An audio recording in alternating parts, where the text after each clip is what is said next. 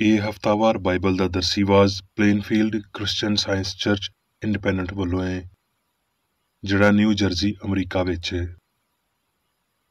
ਹੋਰ ਮਾਲੂਮਾਤ ਲਈ ਤੁਸੀਂ ਸਾਡੀ ਵੈਬਸਾਈਟ ਵੇਖੋ www.plainfieldcs.com।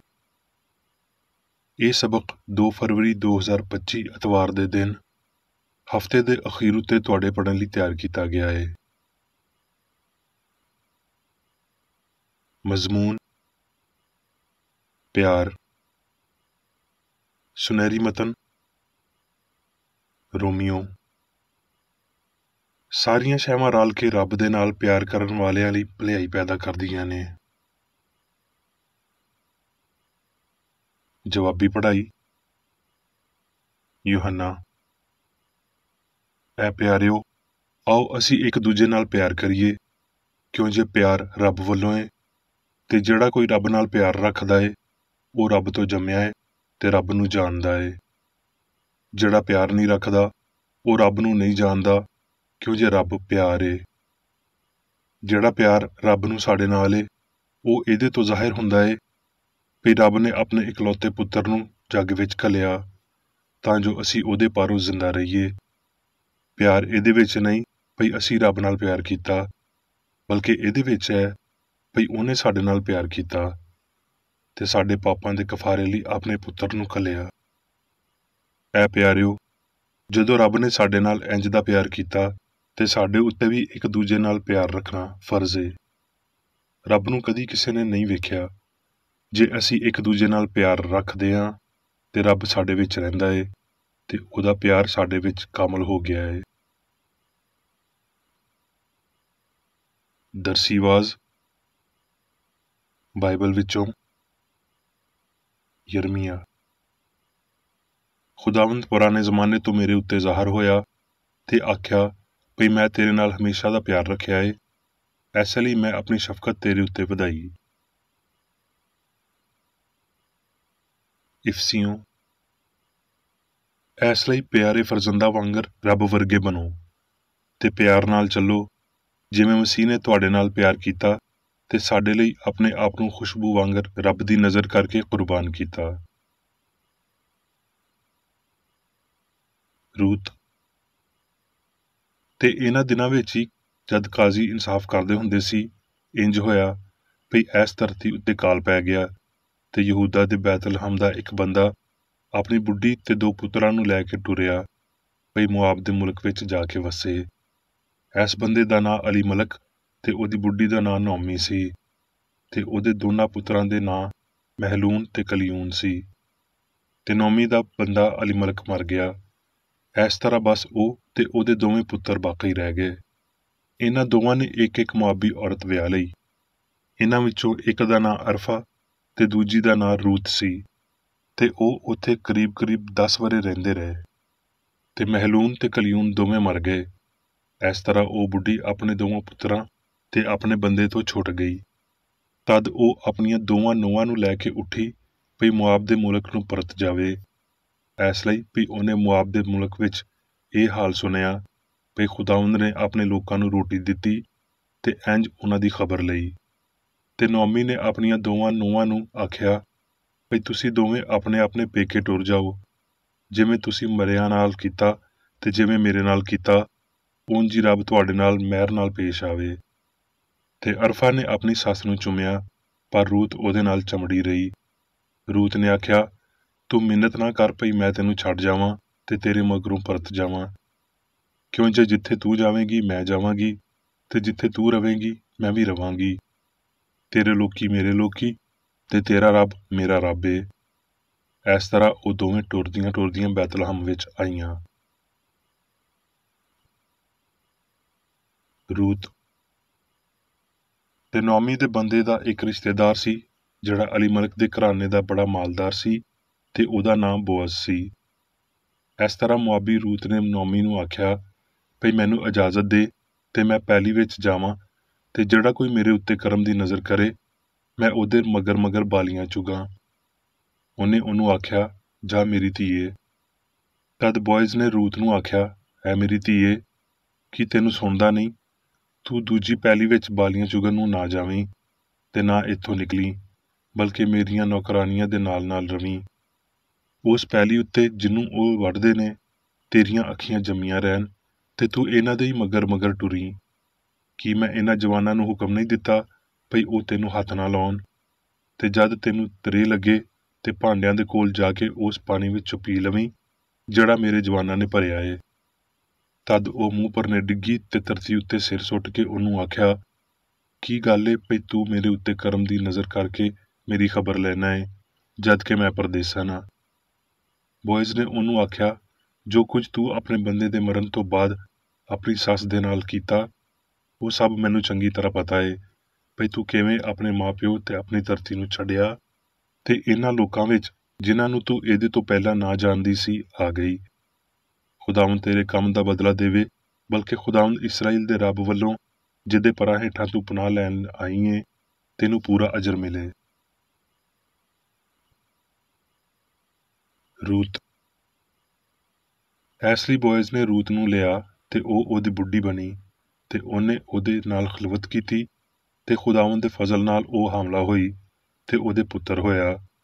ਤੇ ਉਹਦੀਆਂ ਗੁਆਂਢਣਾਂ ਨੇ ਉਸ ਬੱਚੇ ਨੂੰ ਇੱਕ ਨਾਂ ਦਿੱਤਾ ਤੇ ਆਖਣ ਲੱਗੇ ਭਈ ਨੌਮੀ ਲਈ ਇੱਕ ਪੁੱਤਰ ਪੈਦਾ ਹੋਇਆ। ਇਸ ਲਈ ਉਹਨਾਂ ਨੇ ਉਹਦਾ ਨਾਂ ਉਬੈਦ ਰੱਖਿਆ। ਉਹ ਯੱਸੀ ਦਾ ਪਿਓ ਸੀ ਜਿਹੜਾ ਦਾਊਦ ਦਾ ਪਿਓ ਸੀ। ਯੂਹੰਨਾ। ਰੱਬ ਪਿਆਰ ਏ ਤੇ ਜਿਹੜਾ ਪਿਆਰ ਵਿੱਚ ਕਾਇਮ ਰਹਿੰਦਾ ਏ ਉਹ ਰੱਬ ਵਿੱਚ ਕਾਇਮ ਰਹਿੰਦਾ ਏ ਤੇ ਰੱਬ ਉਹਦੇ ਵਿੱਚ ਕਾਇਮ ਰਹਿੰਦਾ ਏ। ਇਸੇ ਪਾਰੋਂ ਪਿਆਰ ਸਾਡੇ ਵਿੱਚ ਕਾਮਲ ਹੋ ਗਿਆ ਏ ਤਾਂ ਜੋ ਸਾਨੂੰ ਅਦਾਲਤ ਦੇ ਦਿਨ ਦਲੇਰੀ ਹੋਵੇ, ਕਿਉਂ ਜੇ ਜਿਵੇਂ ਉਹ ਏ ਇੰਝ ਹੀ ਜੱਗ ਵਿੱਚ ਅਸੀਂ ਵੀ ਹਾਂ। ਪਿਆਰ ਵਿੱਚ ਡਰ ਨਹੀਂ ਹੁੰਦਾ, ਬਲਕਿ ਕਾਮਲ ਪਿਆਰ ਡਰ ਨੂੰ ਦੂਰ ਕਰ ਦਿੰਦਾ ਏ, ਕਿਉਂ ਜੇ ਡਰ ਨਾਲ ਅਜ਼ਾਬ ਹੁੰਦਾ ਏ ਤੇ ਕੋਈ ਡਰਨ ਵਾਲਾ ਪਿਆਰ ਵਿੱਚ ਕਾਮਲ ਨਹੀਂ ਹੋਇਆ। ਅਸੀਂ ਇਸ ਲਈ ਪਿਆਰ ਰੱਖਦੇ ਹਾਂ ਭਈ ਪਹਿਲਾਂ ਉਹਨੇ ਸਾਡੇ ਨਾਲ ਪਿਆਰ ਰੱਖਿਆ। ਯੂਹੰਨਾ। ਯਿਸੂ ਨੇ ਆਖਿਆ, ਮੈਂ ਤੁਹਾਨੂੰ ਇੱਕ ਨਵਾਂ ਹੁਕਮ ਦੇਣਾ ਵਾਂ ਭਈ ਇੱਕ ਦੂਜੇ ਨਾਲ ਪਿਆਰ ਕਰੋ, ਭਈ ਜਿਵੇਂ ਮੈਂ ਤੁਹਾਡੇ ਨਾਲ ਪਿਆਰ ਕੀਤਾ ਤੁਸੀਂ ਵੀ ਇੱਕ ਦੂਜੇ ਨਾਲ ਪਿਆਰ ਕਰੋ। ਜੇ ਆਪੋ ਵਿੱਚ ਪਿਆਰ ਰੱਖੋਗੇ ਤੇ ਇਹਦੇ ਤੋਂ ਸਾਰੇ ਜਾਣਨਗੇ ਭਈ ਤੁਸੀਂ ਮੇਰੇ ਚੇਲੇ ਹੋ। ਅਬਰਾਨੀਓ। ਤੇ ਆਸ ਦੇ ਇਕਰਾਰ ਨੂੰ ਮਜ਼ਬੂਤੀ ਨਾਲ ਫੜ ਕੇ ਰੱਖੀਏ, ਕਿਉਂ ਜੇ ਜਿੰਨੇ ਵਾਅਦਾ ਕੀਤਾ ਏ ਉਹ ਸੱਚਾ ਏ, ਤੇ ਪਿਆਰ ਤੇ ਨੇਕ ਕੰਮਾਂ ਦੀ ਤਰਗੀਬ ਦੇਣ ਲਈ ਇੱਕ ਦੂਜੇ ਦਾ ਲਿਹਾਜ਼ ਰੱਖੀਏ। ਪਤਰਸ। ਮਤਲਬ ਸਾਰੇ ਦੇ ਸਾਰੇ ਇੱਕ ਦਿਲ ਤੇ ਹਮਦਰਦ ਹੋਵੋ, ਭਰਾਬੰਦੀ ਵਾਲਾ ਪਿਆਰ ਰੱਖੋ, ਨਰਮ ਦਿਲ ਤੇ ਫਰੋਤਨ ਬਣੋ। ਬਦੀ ਦੇ ਜਵਾਬ ਵਿੱਚ ਬਦੀ ਨਾ ਕਰੋ ਤੇ ਗਾਲ ਦੇ ਬਦਲੇ ਗਾਲ ਨਾ ਕੱਢੋ, ਬਲਕਿ ਇਹਦੇ ਉਲਟ ਬਰਕਤ ਮੰਗੋ, ਕਿਉਂ ਜੇ ਤੁਸੀਂ ਬਰਕਤ ਦੇ ਵਾਰਸ ਹੋਣ ਲਈ ਬੁਲਾਏ ਗਏ ਹੋ। ਇਸ ਲਈ ਜਿਹੜਾ ਕੋਈ ਹਯਾਤੀ ਤੋਂ ਖੁਸ਼ ਹੋਣਾ ਤੇ ਚੰਗੇ ਦਿਨ ਵੇਖਣਾ ਚਾਹਵੇ, ਉਹ ਜ਼ਬਾਨ ਨੂੰ ਬਦੀ ਤੋਂ ਤੇ ਬੁੱਲਾਂ ਨੂੰ ਮਕਰ ਦੀ ਗੱਲ ਕਰਨ ਤੋਂ ਬਾਜ਼ ਰੱਖੇ। ਬਦੀ ਤੋਂ ਕਿਨਾਰਾ ਕਰੇ ਤੇ ਨੇਕੀ ਵਾਲੇ ਕੰਮ ਕਰੇ, ਸੁਲ੍ਹਾ ਦਾ ਤਾਲਬ ਹੋਵੇ ਤੇ ਉਹਦੀ ਕੋਸ਼ਿਸ਼ ਵਿੱਚ ਰਵੇ। ਇਸ ਲਈ ਵੀ ਖੁਦਾਵੰਦ ਦੀ ਨਜ਼ਰ ਰਾਸਤਬਾਜ਼ਾਂ ਵਾਲੇ ਤੇ ਉਹਦੇ ਕੰਨ ਉਹਨਾਂ ਦੀਆਂ ਦੁਆਵਾਂ ਉੱਤੇ ਲੱਗੇ ਨੇ। ਪਤਰਸ। ਰੱਬ ਦੇ ਉਸ ਗੱਲੇ ਦੀ ਗੱਲਾਬਾਨੀ ਕਰੋ ਜਿਹੜਾ ਤੁਹਾਡੇ ਵਿੱਚ ਏ। ਲਾਚਾਰੀ ਨਾਲ ਗੱਲਾਬਾਨੀ ਨਾ ਕਰੋ, ਬਲਕਿ ਰੱਬ ਦੀ ਮਰਜ਼ੀ ਦੇ ਮੁਤਾਬਕ ਖੁਸ਼ੀ ਦੇ ਨਾਲ ਤੇ ਨਾਜਾਇਜ਼ ਨਫਾ ਲਈ ਨਹੀਂ, ਬਲਕਿ ਦਿਲੀ ਸ਼ੌਕ ਨਾਲ। ਤੇ ਜਿਹੜੇ ਲੋਕੀ ਤੁਹਾਡੇ ਹਵਾਲੇ ਨੇ ਉਹਨਾਂ ਉੱਤੇ ਹਕੂਮਤ ਨਾ ਜਤਾਓ, ਬਲਕਿ ਗੱਲੇ ਲਈ ਨਮੂਨਾ ਬਣੋ। ਤੇ ਜਦ ਸਰਦਾਰ ਗੱਲਾਬਾਨ ਜ਼ਾਹਰ ਹੋਵੇਗਾ ਤੇ ਤੁਹਾਨੂੰ ਜਲਾਲ ਦਾ ਅਜਿਹਾ ਸਿਹਰਾ ਮਿਲੇਗਾ ਜਿਹੜਾ ਮੁਰਝਾਉਣ ਵਾਲਾ ਨਹੀਂ। ਹੁਣ ਮੈਂ ਮੇਰੀ ਬੇਕਰ ਏਡੀ ਦੀ ਲਿਖੀ ਹੋਈ ਕ੍ਰਿਸਚਨ ਸਾਇੰਸ ਦੀ ਦਰਸੀ ਕਿਤਾਬ ਸਾਇੰਸ ਤੇ ਸਿਹਤ ਆਇਤਾਂ ਦੀ ਕੁੰਜੀ ਦੇ ਨਾਲ ਵਿੱਚੋਂ ਲਈਆਂ ਹੋਈਆਂ ਲਿਖਾਈਆਂ ਪੜਾਂਗਾ। ਸਾਇੰਸ ਤੇ ਸਿਹਤ। ਰੱਬ ਪਿਆਰ ਏ, ਇਹਦੇ ਤੋਂ ਬਹੁਤਾ ਅਸੀਂ ਮੰਗ ਨਹੀਂ ਸਕਦੇ, ਇਹਦੇ ਤੋਂ ਉੱਚਾ ਅਸੀਂ ਵੇਖ ਨਹੀਂ ਸਕਦੇ ਤੇ ਇਹਦੇ ਤੋਂ ਅੱਗੇ ਅਸੀਂ ਜਾ ਨਹੀਂ ਸਕਦੇ। ਸ਼ਫਾ ਤੇ ਤਾਲੀਮ ਦੋਵਾਂ ਵਿੱਚ ਰੱਬ ਤੇ ਇਨਸਾਨ ਨਾਲ ਪਿਆਰ ਸੱਚਾ ਪਿਆਰ ਏ। ਪਿਆਰ ਰਾਹ ਨੂੰ ਮੁਤਾਸਰ ਕਰਦਾ, ਰੋਸ਼ਨ ਕਰਦਾ, ਚੁਣਦਾ ਤੇ ਰਹਿਨੁਮਾਈ ਕਰਦਾ ਏ। ਦਰੁਸਤ ਮਕਸਦ ਖਿਆਲਾਂ ਨੂੰ ਸ਼ਹਿ ਦਿੰਦੇ ਤੇ ਕਲਾਮ ਤੇ ਅਮਲਾਂ ਨੂੰ ਤਾਕਤ ਤੇ ਆਜ਼ਾਦੀ ਦਿੰਦੇ ਨੇ। ਪਿਆਰ ਸੱਚਾਈ ਦੀ ਅਲਤਾਰ ਉੱਤੇ ਵੱਡਾ ਨਿਗਹਿਬਾਨ ਏ। ਫਾਨੀ ਸਿਆਣ ਦੇ ਪਾਣੀਆਂ ਉੱਤੇ ਟੁਰਨ ਤੇ ਕਾਮਲ ਨਜ਼ਰੀਆ ਬਣਾਉਣ ਲਈ ਸਬਰ ਦੇ ਨਾਲ ਇਲਾਹੀ ਪਿਆਰ ਦੀ ਉਡੀਕ ਕਰੀਏ। ਸਬਰ ਨੂੰ ਆਪਣਾ ਪੂਰਾ ਕੰਮ ਕਰਨਾ ਚਾਹੀਦਾ ਏ। ਪਿਆਰ ਆਪਣੀ ਮੁਵਾਫਕਤ ਤੇ ਆਪਣੀਆਂ ਨਵਾਜ਼ਸ਼ਾਂ ਵਿੱਚ ਗੈਰ ਜਾਨਬਦਾਰ ਤੇ ਆਲਮਗੀਰ ਏ। ਇਹ ਉਹ ਖੁੱਲ੍ਹਾ ਚਸ਼ਮਾ ਏ ਜਿਹੜਾ ਚੀਖਦਾ ਏ ਭਈ ਹਰ ਉਹ ਬੰਦਾ ਜਿਹੜਾ ਤਰਿਆਇਆ ਏ ਪਾਣੀ ਦੇ ਕੋਲ ਆਵੇ। ਜਿਵੇਂ ਭਈ ਸਿਰਫ ਇੱਕ ਇਕੱਲਾ ਰੱਬ ਏ ਤੇ ਪੂਰੀ ਸਾਇੰਸ ਦਾ ਸਿਰਫ ਇੱਕ ਹੀ ਇਲਾਹੀ ਅਸੂਲ ਏ ਤੇ ਇਸ ਇਲਾਹੀ ਅਸੂਲ ਦੇ ਇਜ਼ਹਾਰ ਲਈ ਵੀ ਤੈਅਸ਼ੁਦਾ ਅਸੂਲ ਹੋਣੇ ਚਾਹੀਦੇ ਨੇ। ਸਾਇੰਸ ਦਾ ਖਤ ਅੱਜ ਤੇਜ਼ੀ ਦੇ ਨਾਲ ਇਨਸਾਨੀਅਤ ਤੀਕਰ ਅਪੜਦਾ ਏ, ਪਰ ਇਹਦੀ ਰੂਹ ਬਹੁਤ ਛੋਟੇ ਦਰਜਿਆਂ ਵਿੱਚ ਆਉਂਦੀ ਏ। ਕ੍ਰਿਸਚਨ ਸਾਇੰਸ ਦਾ ਜ਼ਰੂਰੀ ਹਿੱਸਾ ਦਿਲ ਤੇ ਜਿੰਦ ਪਿਆਰ ਏ। ਇਹਦੇ ਬਾਝੋਂ ਇਹ ਖਤ ਸਾਇੰਸ ਦੀ ਮੁਰਦਾ ਲਾਸ਼ ਸਾਹ ਤੋਂ ਬਗੈਰ ਠੰਡਾ ਤੇ ਬੇਜਾਨ ਹੁੰਦਾ ਏ। ਯਸੂ ਨੇ ਇਨਸਾਨ ਨੂੰ ਪਿਆਰ ਦਾ ਅਸਲੀ ਫਹਿਮ ਯਸੂ ਦੀਆਂ ਤਾਲੀਮਾਂ ਦਾ ਇਲਾਹੀ ਅਸੂਲ ਦਿੰਦਿਆਂ ਹੋਏ ਰੱਬ ਦੇ ਨਾਲ ਰਾਜ਼ੀ ਹੋਣ ਵਿੱਚ ਮਦਦ ਕੀਤੀ ਤੇ ਪਿਆਰ ਦਾ ਇਹ ਅਸਲੀ ਫਹਿਮ ਰੂਹ ਦੇ ਕਾਨੂੰਨ ਇਲਾਹੀ ਪਿਆਰ ਦੇ ਕਾਨੂੰਨ ਦੇ ਰਾਹੀਂ ਇਨਸਾਨ ਨੂੰ ਮਾਦੇ, ਪਾਪ ਤੇ ਮੌਤ ਦੇ ਕਾਨੂੰਨ ਤੋਂ ਆਜ਼ਾਦ ਕਰਦਾ ਏ। ਇਲਾਹੀ ਪਿਆਰ ਨੇ ਹਮੇਸ਼ਾ ਇਨਸਾਨ ਦੀ ਲੋੜ ਨੂੰ ਪੂਰਾ ਕੀਤਾ ਏ ਤੇ ਹਮੇਸ਼ਾ ਪੂਰਾ ਕਰੇਗੀ। ਇਸ ਗੱਲ ਦਾ ਤਸੱਵੁਰ ਕਰਨਾ ਠੀਕ ਨਹੀਂ ਭਈ ਯਸੂ ਨੇ ਬਸ ਕੁਝ ਖਾਸ ਤਾਦਾਦ ਵਿੱਚ ਜਾਂ ਥੋੜ੍ਹੇ ਜਿਹੇ ਵੇਲੇ ਤੀਕਰ ਸ਼ਿਫਾ ਦੇਣ ਲਈ ਇਲਾਹੀ ਤਾਕਤ ਦਾ ਮੁਜ਼ਾਹਰਾ ਕੀਤਾ, ਕਿਉਂ ਜੇ ਇਲਾਹੀ ਪਿਆਰ ਸਾਰੇ ਲੋਕਾਂ ਲਈ ਹਰ ਵੇਲੇ ਸਭ ਕੁਝ ਦਿੰਦਾ ਏ। ਫਜ਼ਲ ਦਾ ਮੌਜਜ਼ਾ ਮੁਹੱਬਤ ਲਈ ਕੋਈ ਮੌਜਜ਼ਾ ਨਹੀਂ ਏ। ਖੁਦਪ੍ਰਸਤੀ ਇੱਕ ਮਜ਼ਬੂਤ ਜਿਸਮ ਤੋਂ ਬਹੁਤੀ ਗੈਰ ਸ਼ਫਾਫ ਏ। ਸਾਬਰ ਰੱਬ ਦੀ ਸਾਬਰ ਤਾਬਿਆਦਾਰੀ ਵਿੱਚ ਆਓ, ਗਲਤੀ, ਖੁਦਦਾਰੀ, ਖੁਦਜਵਾਜ਼ੀ ਤੇ ਖੁਦਪ੍ਰਸਤੀ ਦੇ ਸਖਤ ਪੱਥਰ ਨੂੰ ਪਿਆਰ ਦੇ ਮਹਿਲੂਲ ਨਾਲ ਹੱਲ ਕਰਨ ਦੀ ਕੋਸ਼ਿਸ਼ ਕਰੀਏ, ਜਿਹੜਾ ਰੂਹਾਨੀਅਤ ਦੇ ਖਿਲਾਫ ਜੰਗ ਕਰਦਾ ਏ ਤੇ ਇਹ ਪਾਪ ਤੇ ਮੌਤ ਦਾ ਕਾਨੂੰਨ ਏ। ਅਸਲੀ ਖੁਸ਼ੀ ਨਹੀਂ, ਇਨਸਾਨ ਨੂੰ ਆਪਣੇ ਅਸੂਲ ਇਲਾਹੀ ਮੁਹੱਬਤ ਦੇ ਨਾਲ ਹਮਾਹੰਗ ਹੋਣਾ ਚਾਹੀਦਾ ਏ। ਪੁੱਤਰ ਨੂੰ ਪਿਓ ਦੇ ਨਾਲ, ਮਸੀਹ ਵਿੱਚ ਮੁਤਾਬਕਤ ਦੇ ਨਾਲ ਇਕੱਠਿਆਂ ਹੋਣਾ ਚਾਹੀਦਾ ਏ। ਇਲਾਹੀ ਸਾਇੰਸ ਦੇ ਮੁਤਾਬਕ ਇਨਸਾਨ ਦਾ ਦਰਜਾ ਉਂਝ ਦਾ ਹੀ ਕਾਮਲ ਏ ਜਿਹੋ ਜਿਹੀ ਉਹ ਸਿਆਣ ਏ ਜਿਹੜੀ ਉਹਨੂੰ ਬਣਾਉਂਦੀ ਏ। ਹਸਤੀ ਦੀ ਅਸਲੀਅਤ ਇਨਸਾਨ ਨੂੰ ਹਮਾਹੰਗ ਤੇ ਲਾਫਾਨੀ ਬਣਾਉਂਦੀ ਏ, ਜਦ ਕਿ ਗਲਤੀ ਫਾਨੀ ਤੇ ਬੇਹੰਗਮ ਏ। ਖੁਸ਼ੀ ਰੂਹਾਨੀ ਏ ਜਿਹੜੀ ਸੱਚਾਈ ਤੇ ਪਿਆਰ ਤੋਂ ਪੈਦਾ ਹੁੰਦੀ ਏ। ਇਹ ਬੇਗਰਜ਼ ਏ, ਇਸ ਲਈ ਇਹ ਇਕੱਲੀ ਮੌਜੂਦ ਨਹੀਂ ਹੋ ਸਕਦੀ, ਬਲਕਿ ਇਹ ਸਾਰੇ ਇਨਸਾਨਾਂ ਵਿੱਚ ਵੰਡੀ ਜਾਣ ਦੀ ਸ਼ਰਤ ਰੱਖਦੀ ਏ। ਇਨਸਾਨੀ ਪਿਆਰ ਬੇਫਾਇਦਾ ਹੀ ਨਹੀਂ ਦਿੱਤਾ ਜਾਂਦਾ, ਭਾਵੇਂ ਇਹਦੇ ਤੋਂ ਕੁਝ ਵੀ ਹਾਸਲ ਨਾ ਹੋਵੇ। ਪਿਆਰ ਫਿਤਰਤ ਨੂੰ ਵਸੀਹ ਕਰਦਿਆਂ ਹੋਏ, ਪਾਕ ਕਰਦਿਆਂ ਹੋਏ ਤੇ ਉੱਚੀ ਕਰਦਿਆਂ ਹੋਏ ਉਹਨੂੰ ਸਜਾਉਂਦਾ ਏ। ਧਰਤੀ ਉੱਤੇ ਜਾੜੇ ਦੇ ਧਮਾਕੇ ਪਿਆਰ ਦੇ ਫੁੱਲਾਂ ਨੂੰ ਉਖਾੜ ਸਕਦੇ ਨੇ ਤੇ ਉਹਨਾਂ ਨੂੰ ਹਨੇਰੀ ਵਿੱਚ ਖਿਲਾਰ ਸਕਦੇ ਨੇ, ਪਰ ਬਦਨੀ ਤਾਲੁਕਾਂ ਦੀ ਇਹ ਅਲੈਦਗੀ ਰੱਬ ਦੇ ਨਾਲ ਹੋਰ ਨੇੜੇ ਹੋਣ ਦੀ ਸੋਚ ਨੂੰ ਇਕੱਠਾ ਕਰਦੀ ਏ, ਕਿਉਂ ਜੇ ਪਿਆਰ ਉਸ ਵੇਲੇ ਤੀਕਰ ਜਦੋਜਹਿਦ ਕਰਨ ਵਾਲੇ ਦਿਲ ਦੀ ਹਮਾਇਤ ਕਰਦਾ ਏ ਜਦ ਤੀਕਰ ਉਹ ਧਰਤੀ ਉੱਤੇ ਸਾਹ ਲੈਣਾ ਨਹੀਂ ਛੱਡ ਦਿੰਦਾ ਤੇ ਅਸਮਾਨ ਉੱਤੇ ਪਰਵਾਜ਼ ਲਈ ਆਪਣੇ ਪਰ ਖੋਲ੍ਹਣਾ ਸ਼ੁਰੂ ਨਹੀਂ ਕਰਦਾ। ਕੀ ਜ਼ਾਤੀ ਯਾਰਾਂ ਦੇ ਬਗੈਰ ਵਜੂਦੀਅਤ ਤੁਹਾਡੇ ਲਈ ਇੱਕ ਖਲਾ ਹੋਵੇਗਾ? ਤੇ ਫਿਰ ਇੱਕ ਉਹ ਵੇਲਾ ਵੀ ਆਵੇਗਾ ਜਦ ਤੁਸੀਂ ਕਲਮਕਾਰੇ ਬਗੈਰ ਕਿਸੇ ਦੀ ਹਮਦਰਦੀ ਦੇ ਛੱਡ ਦਿੱਤੇ ਜਾਓਗੇ, ਪਰ ਇਹ ਜ਼ਾਹਰੀ ਖਲਾ ਇਲਾਹੀ ਪਿਆਰ ਦੇ ਨਾਲ ਪਹਿਲਾਂ ਹੀ ਭਰ ਦਿੱਤਾ ਗਿਆ ਏ। ਜਦ ਤਰੱਕੀ ਦਾ ਇਹ ਵੇਲਾ ਆਉਂਦਾ ਏ ਤੇ ਭਾਵੇਂ ਤੁਸੀਂ ਜ਼ਾਤੀ ਖੁਸ਼ੀਆਂ ਵਿੱਚ ਲੱਗੇ ਰਹੋ, ਰੂਹਾਨੀ ਪਿਆਰ ਤੁਹਾਨੂੰ ਉਹ ਮੰਨਣ ਉੱਤੇ ਮਜਬੂਰ ਕਰੇਗਾ ਜੋ ਤੁਹਾਡੀ ਤਰੱਕੀ ਵਧਾਉਣ ਲਈ ਬਹੁਤ ਚੰਗਾ ਹੋਵੇ।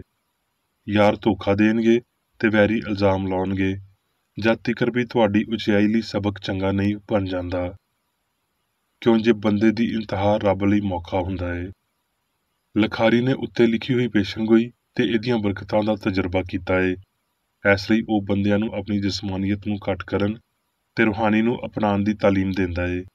ਇਹ ਆਪਣੇ ਆਪ ਦਾ ਇਨਕਾਰ ਕਰਨ ਨਾਲ ਹੁੰਦਾ ਏ। ਆਲਮਗੀਰ ਪਿਆਰ ਕ੍ਰਿਸਚਨ ਸਾਇੰਸ ਵਿੱਚ ਇਲਾਹੀ ਰਾਹ ਏ। ਕਿੰਨੇ ਮਹਿਦੂਦ ਹਯਾਤੀ ਜਾਂ ਪਿਆਰ ਨੂੰ ਇਨਸਾਨੀ ਲੋੜਾਂ ਤੇ ਪਰੇਸ਼ਾਨੀਆਂ ਦੀਆਂ ਮੰਗਾਂ ਨੂੰ ਪੂਰਾ ਕਰਨ ਲਈ ਤਾਂਘਾਂ ਨੂੰ ਪੂਰਾ ਕਰਨ ਲਈ, ਆਰਜ਼ੂਆਂ ਨੂੰ ਪੂਰਾ ਕਰਨ ਲਈ ਕਾਫੀ ਪਾਇਆ। ਲਾਮਹਿਦੂਦ ਸਿਆਣ ਨੂੰ ਮਹਿਦੂਦ ਸ਼ਕਲ ਵਿੱਚ ਬੰਦ ਨਹੀਂ ਕੀਤਾ ਜਾ ਸਕਦਾ, ਨਹੀਂ ਤੇ ਸਿਆਣ ਆਪਣੇ ਲਾਮਹਿਦੂਦ ਕਿਰਦਾਰ ਨੂੰ ਨਾ ਜਿੱਤੇ ਜਾਣ ਵਾਲੇ ਪਿਆਰ, ਹਮੇਸ਼ਾ ਦੀ ਹਯਾਤੀ, ਕਾਦਰੇ ਮੁਤਲਕ ਸੱਚਾਈ ਦੇ ਤੌਰ ਤੇ ਗਵਾ ਦੇਵੇਗੀ। ਰੱਬ ਆਪਣੇ ਆਪ ਦਾ ਤਸੱਵੁਰ ਵੱਡੇ ਦੇ ਨਾਲ ਇੱਕ ਰਾਬਤੇ ਲਈ ਛੋਟੇ ਨੂੰ ਦਿੰਦਾ ਏ, ਤੇ ਬਦਲੇ ਵਿੱਚ ਵੱਡਾ ਹਮੇਸ਼ਾ ਛੋਟੇ ਦੀ ਹਿਫਾਜ਼ਤ ਕਰਦਾ ਏ। ਰੂਹ ਦੇ ਅਮੀਰ ਲੋਕ ਵੱਡੀ ਭਰਾਬੰਦੀ ਵਿੱਚ ਇੱਕ ਅਸੂਲ ਜਾਂ ਪਿਓ ਦੇ ਰਾਹੀਂ ਗਰੀਬਾਂ ਦੀ ਮਦਦ ਕਰਦੇ ਨੇ, ਤੇ ਧੰਨ ਏ ਉਹ ਬੰਦਾ ਜਿਹੜਾ ਦੂਜੇ ਦੀ ਭਲਾਈ ਵਿੱਚ ਆਪਣੀ ਭਲਾਈ ਵੇਖਦਾ ਏ, ਆਪਣੇ ਭਰਾ ਦੀ ਲੋੜ ਵੇਖਦਾ ਏ ਤੇ ਪੂਰੀ ਕਰਦਾ ਏ। ਪਿਆਰ ਮਾੜੇ ਰੂਹਾਨੀ ਖਿਆਲ ਨੂੰ ਤਾਕਤ, ਲਾਫਾਨੀਅਤ ਤੇ ਭਲਾਈ ਦਿੰਦਾ ਏ, ਜਿਹੜਾ ਸਾਰਿਆਂ ਵਿੱਚ ਇੰਝ ਹੀ ਚਮਕਦਾ ਏ ਜਿਵੇਂ ਇੱਕ ਨਵੀਂ ਡੋਡੀ ਟਹਿਣੀ ਉੱਤੇ ਚਮਕਦੀ ਏ। ਰੱਬ ਦੇ ਬਾਰੇ ਸਾਰੇ ਵੱਖਰੇ ਇਜ਼ਹਾਰ ਸੇਤ, ਪਾਕੀਜ਼ਗੀ, ਲਾਫਾਨੀਅਤ, ਲਾਮਹਿਦੂਦ ਹਯਾਤੀ, ਸੱਚਾਈ ਤੇ ਮੁਹੱਬਤ ਦੀ ਅਕਾਸੀ ਕਰਦੇ ਨੇ। ਇੱਕ ਪਿਓ ਇੱਥੇ ਤਿਕਰ ਪਈ ਰੱਬ ਦੇ ਨਾਲ ਇਨਸਾਨ ਦਾ ਪੂਰਾ ਖਾਨਵਾਦਾ ਭਰਾ ਹੋਣਗੇ, ਤੇ ਇੱਕ ਸਿਆਣ ਤੇ ਰੱਬ ਜਾਂ ਚੰਗਿਆਈ ਦੇ ਨਾਲ ਇਨਸਾਨ ਦੀ ਭਰਾਬੰਦੀ ਪਿਆਰ ਤੇ ਸੱਚਾਈ ਨਾਲ ਤੇ ਅਸੂਲ ਤੇ ਰੂਹਾਨੀ ਤਾਕਤ ਨਾਲ ਬਣਦੀ ਏ, ਜਿਹੜੇ ਇਲਾਹੀ ਸਾਇੰਸ ਨੂੰ ਕਾਇਮ ਕਰਦੇ ਨੇ। ਰੱਬ ਉੱਤੇ ਸਾਡੇ ਈਮਾਨ ਦੀ ਹਰ ਅਜ਼ਮਾਇਸ਼ ਸਾਨੂੰ ਮਜ਼ਬੂਤ ਕਰਦੀ ਏ। ਮਾਦੀ ਹਾਲਤ ਦਾ ਰੂਹ ਦੇ ਪਾਰੋਂ ਹਾਰਨਾ ਜਿੰਨਾ ਔਖਾ ਲੱਗੇਗਾ, ਓਨਾ ਹੀ ਸਾਡਾ ਈਮਾਨ ਮਜ਼ਬੂਤ ਤੇ ਸਾਡਾ ਪਿਆਰ ਪਾਕ ਤਰੀਨ ਹੋਣਾ ਚਾਹੀਦਾ ਏ। ਪੌਲੁਸ ਰਸੂਲ ਆਖਦਾ ਏ, ਪਿਆਰ ਵਿੱਚ ਡਰ ਨਹੀਂ ਹੁੰਦਾ, ਬਲਕਿ ਸੱਚਾ ਪਿਆਰ ਡਰ ਨੂੰ ਦੂਰ ਕਰ ਦਿੰਦਾ ਏ। ਕੋਈ ਡਰਨ ਵਾਲਾ ਪਿਆਰ ਵਿੱਚ ਕਾਮਲ ਨਹੀਂ ਹੋਇਆ। ਇੱਥੇ ਕ੍ਰਿਸਚਨ ਸਾਇੰਸ ਦੀ ਹਤਮੀ ਤੇ ਇਲਹਾਮੀ ਅਸ਼ਾਤ ਏ।